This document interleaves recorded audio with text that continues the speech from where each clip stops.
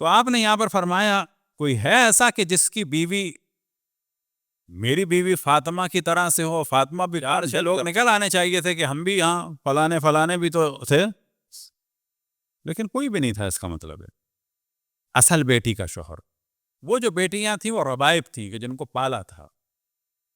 لیکن اگر مان بھی لیں، کوئی دعویٰ کرتا کہ جی اور بھی بیٹیوں کے شوہر تھے، تو پھر آپ نے جو اگلا جملہ فرمایا سیدۃ نساء اہل الجنہ، رسول کی وہ بیٹی کہ جس کے لیے اشرف الانبیاء نے فرمایا ہو کہ یہ جنت کی خواتین کی سردار ہے کوئی ہے میرے علاوہ؟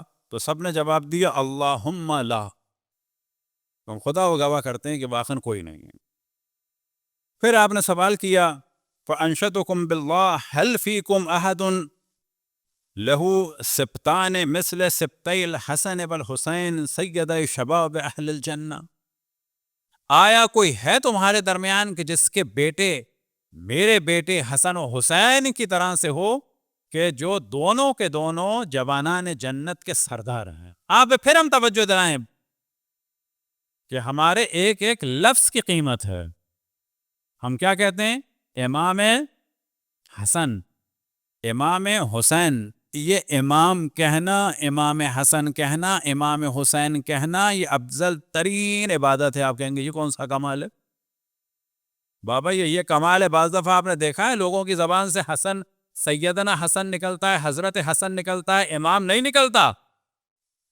جبکہ اشرف الانبیاء نے اگر کسی کے لیے امام کہا ہے تو کس کے لیے کہا ہے؟ الحسن والحسین امامان، جن کو اشرف الانبیاء نے امام کہا ہے ان کے لیے نہیں نکلتا امام۔ بخاری کے لیے نکلے گا، مسلم کے لیے نکلے گا، حاکم کے لیے نکلے گا، شافعی کے لیے نکلے گا، حنبل کے لیے نکلے گا، ابو حنیفہ کے لیے نکلے گا، مالک کے لیے نکلے گا۔ حد یہ ہے کہ سعودی عرب میں جدہ میں ایک یونیورسٹی ہے الجامعۃ الامام سعود، یعنی سعود بھی امام گوارا ہے۔ گوارا نہیں ہے تو کون نہیں ہے؟ کہ جن کو اشرف الانبیاء نے امام کہا۔ اب پوچھا جائے کہ واقعاً بتاؤ کسی کو اشرف الانبیاء نے امام کہا سوائے حسن و حسین کے؟